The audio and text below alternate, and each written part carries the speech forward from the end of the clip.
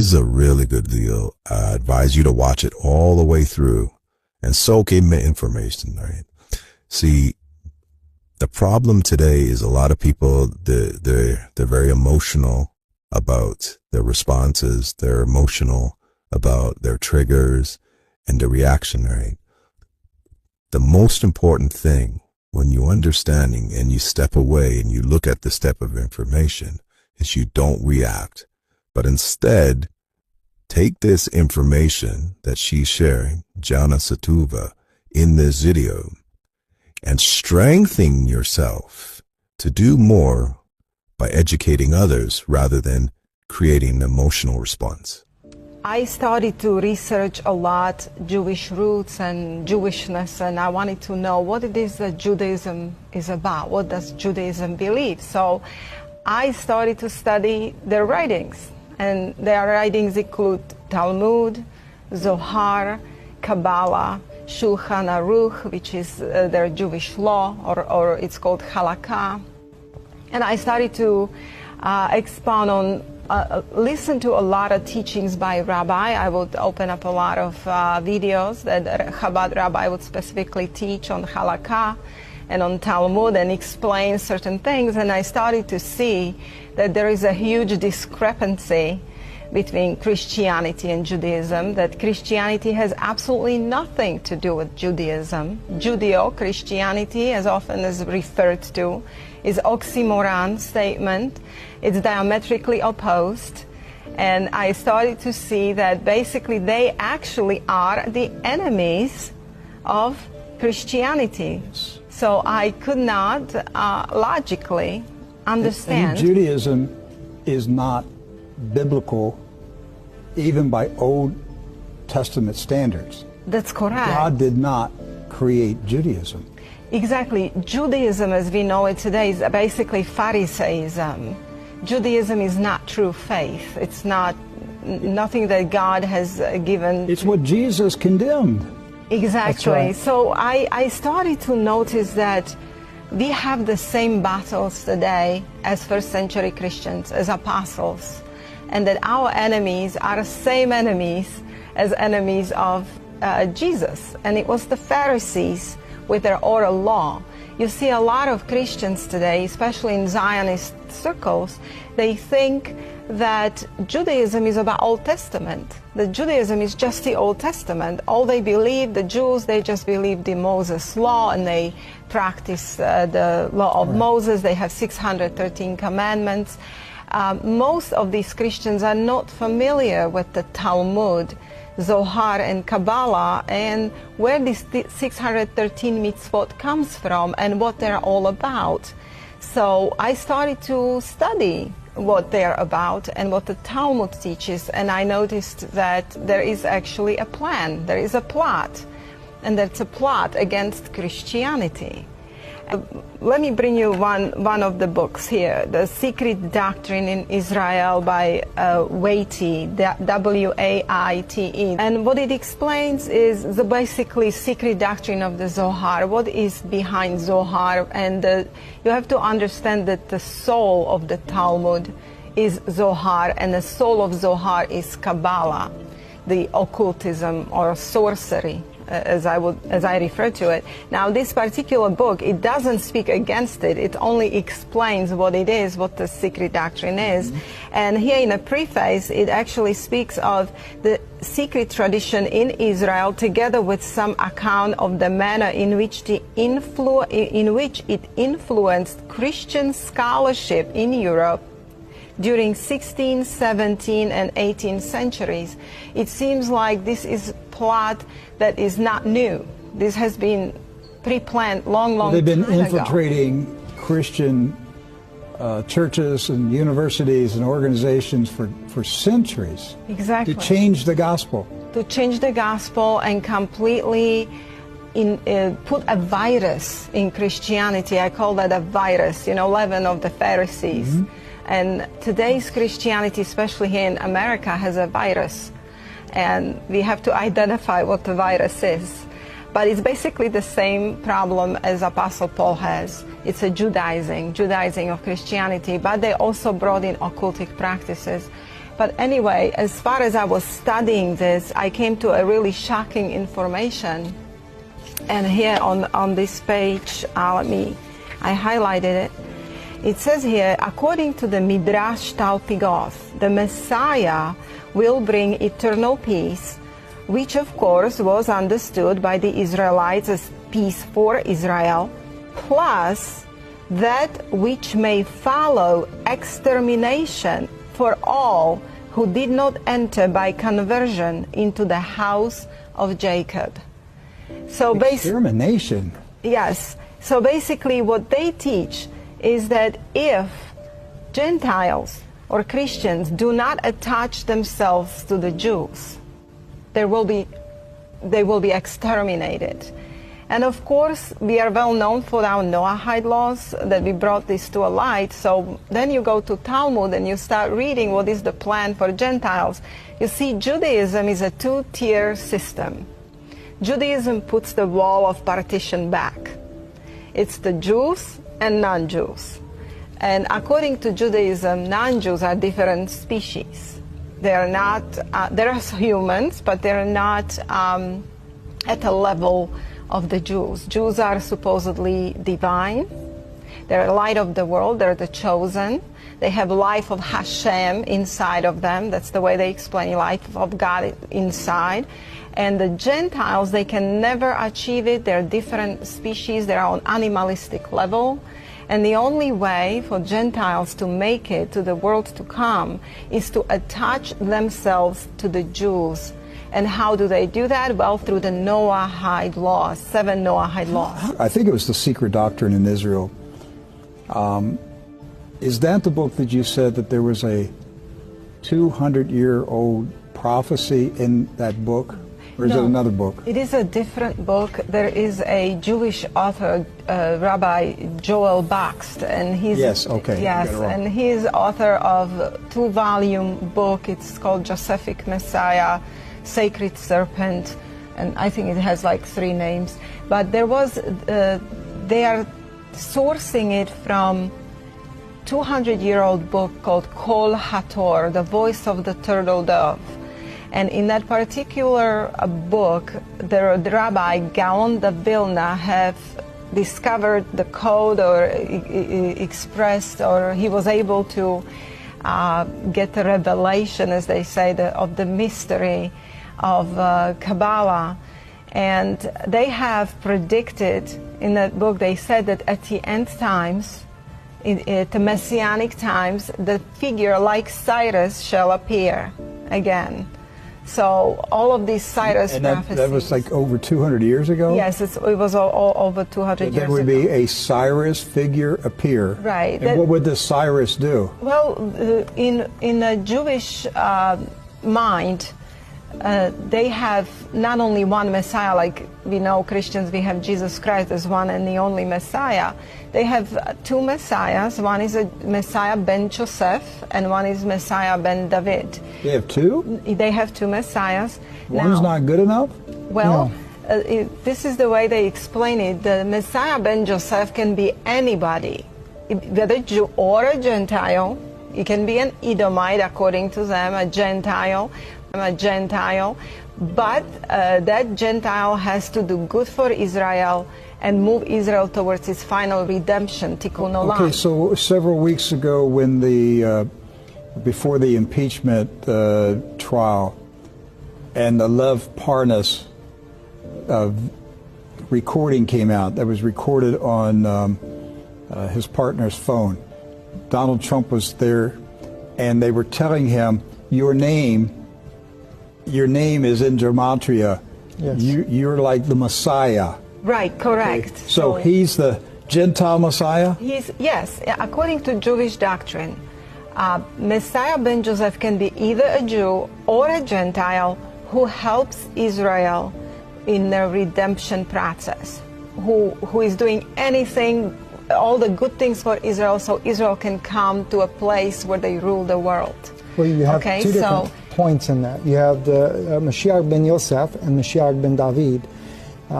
And one brings about Israel through redemption, but the other brings it about through war. And some are believing that that Trump could be possibly the David Messiah, and that Netanyahu could be the Yosef, which brings about the war, or vice versa. I forget now which one's which, but this is and there's all kinds of beliefs out there like this. Well, it may make it difficult for Trump to be the war Messiah, because the day the U.S. Senate voted to limit his powers to start a war with Iran. I'm surprised that passed the Senate today. So you know what they're going to have to do now.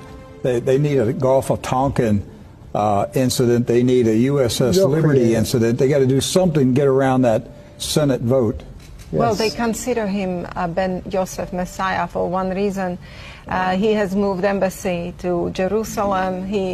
Of course, there is a plan that all nations will move their embassies to Jerusalem.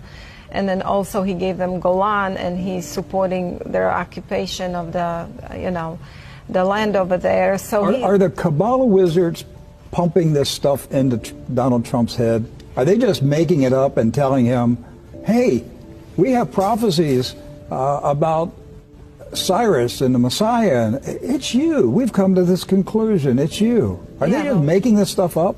You know, I don't see the heart. I don't know if he's willingly part of that, or if they are really putting this into his head. So I don't know what the truth is. We know that they're saying it to him. We've got recordings of them saying, you're the Messiah. Right. You're in Gematria. Now, in Judaism, Ben Yosef can be several people. Every generation had Messiah Ben Yosef, according to Jews. So when they speak of Messiah, you have to be really careful to understand what they mean. Because, of course, then they have the Messiah, the final Messiah, the Ben David Messiah, and that one will be... there's three? That one will be a sacred serpent. He'll be a what? Sacred serpent. A sacred serpent? Yes. Uroboros. A snake? A snake. Yes. They're expecting a snake Messiah? Well, Rabbi Laitman, who is a prominent Jewish philosopher, he's one, of course, is taught by the Rabbi of Golan that Yana was talking about already. But Rabbi Laitman really promotes the idea very openly that in the Garden of Eden was actually the helper of mankind. And of course, he writes about the sacred serpent, or the holy serpent he's even called, which they believe will be the last Messiah that brings about redemption. And so, I mean, I always think about how Jesus says in Matthew, that you're of your father the devil, or he says you're a generation of vipers. He's already telling you, but yet when we see this, then we see that they're looking for a serpent Messiah. I mean, it's just strange the way they think. According to the book by Joel Baxt, Josephic Messiah, Metatron, and Sacred Serpent, that's the name of the book. In the second volume, he's describing the serpent that was in the Garden of Eden, and he's describing him as androgynous AI. And this is basically who their final Messiah is. They're bringing down their sacred serpent. He's a transvestite? Androgynous. He's male, female in one body, and AI, because Kabbalah is closely connected with technology.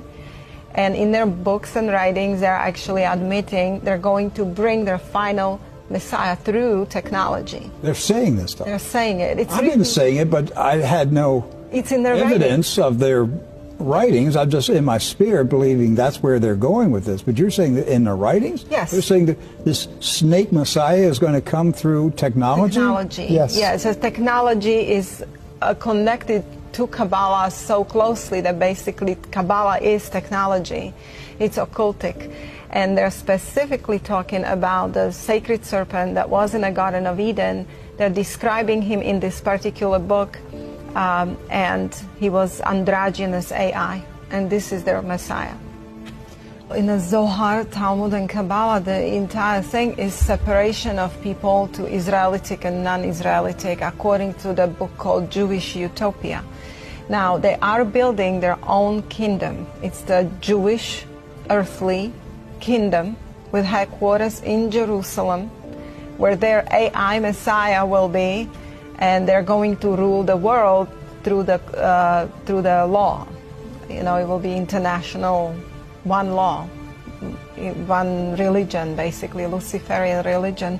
So yes, in a Talmud, this is the Jewish earthly kingdom, and this is why the Zionist Christianity have embraced Chiliasm. They have embraced, or Chiliasm, I don't know how you would say. Chiliasm, which means 1,000. 1,000. Where they get the 1,000-year millennial reign. Exactly, which is a focus on earthly millennial kingdom. And this is how Jews and Christians are getting together, and Christians are so deceived, thinking that they're working for the good thing, for the Jews, like they're helping the Jews. The Jews are supposed to get this kingdom. Yet this is Zoharic doctrine, and it does not have good intention. As I said, that they want to rule the world, they want to get Gentile riches, and they want to rule the Gentiles. They don't consider Gentiles fully human beings, and in fact, as an end game, they have this strange doctrine, Adam Kadmon doctrine, which Adam Kadmon originally was, according to Zohar and Talmud, he was androgynous. You know, Adam, like he wasn't male, or he was male female in one body, and this is why you see this transgender agenda today, and there are laws, very serious laws, passing in Alberta, Canada. Is Zionism behind the transgender movement? You know, I don't think that, personally, I don't think Zionist Christians are aware of this. They're not aware of many details of what But is it's Zionism. But I think that, yes. Does the transgender movement get its origin in Zionism? Yes, it gets its origin in Zionism, and it gets its origin in the Talmud, Zohar, and Kabbalah. It's a Kabbalistic doctrine of Adam Kadmon, which is, eventually, they have this doctrine called Tikkun Olam, repairing the world. Yes. So how do they want to repair the world? They want to bring it to the original. Who was original Adam? He was androgynous. So now they're putting specific things in food and drink, and they're basically their end game is to make humans that on Earth that will survive whatever it is they're bringing androgynous. So, what triggered my interest in seeing what's going on in our world and trying to figure out why it is the way it is? It always, you know, the trail that I was following always led back to the same people, right? And then I realized that it wasn't just the people, it was the specific people, right? You know, the ones out in Israel mostly, right? And then I dig more, and then you realize that there was the Ashkenazi ones, right? And then I start understanding certain things about the belief system. So I don't condemn every single person on earth for their belief system, but it makes me critical of them, right? And I tread carefully around them. I don't trust them, right? If you understand what I'm saying. For me, it's always a grain of salt when I come around information, and I strengthen my intellect as an individual to understand these people more or less, rather than creating emotional responses all the time and name calling and all that. You express your intelligence as an individual by the way you react, right? You must express with patience, soak up the knowledge, because the knowledge becomes power to you after a while. And when you really want to start educating people and sharing information, that's what you're doing. You're empowering them to become more powerful themselves by having this educational knowledge inside them. Get away from the emotional response, because that's not going to do anything for you in the long run. Because the most powerful nations in the world have to go down to their knees. That's what happened to Egypt. That's what's going to happen to America. That's what's going to happen to Germany. That's what's going to happen to France. That's what's going to happen to London. England's going to happen to Poland. That's what's going to happen to Russia. That's what's going to happen to China. That's what's going to happen to North Korea and South Korea. That's what's going to happen in Japan. They're all going to go down to their knees. As long as they keep helping us, they'll get a bracha. and they're not going to go down on their knees. This is the Star of David, a symbol of King David. No, it's not. That is the Seal of Solomon, King Solomon, David's son, who built the first temple in Jerusalem. And he had a ring with this symbol on it, and he used it to summon demons. And before that, it was called the Star of Remphan, which was associated with Saturn worship. The Star of Remphan is a hexagram similar to the hexagon depicted on Saturn. Acts 7:43 says that you have taken along the tabernacle of Molech and the star of your god Remphan, the idols you made to worship. The sin was not just looking at the star or Saturn, it was creating a religious system around this entity and giving it divine power rather than God. Modern Judaism is the same thing, and all throughout history has been continuously proven. There's a repeating theme, the worship of light, the worship of stars. Well, 2 Corinthians 11:14 says Satan himself is transformed into an angel of light. He has been called morning star or shining one. Jude 1:13 says false teachers are called wandering stars. Hollywood, by all definitions, was created by Jews. They'll tell you themselves, it's a fact. Porn star, movie star, pop star, film star. Hollywood Walk of Fame, where there are stars with people's names written in them, and that idea was proposed by a Jewish man.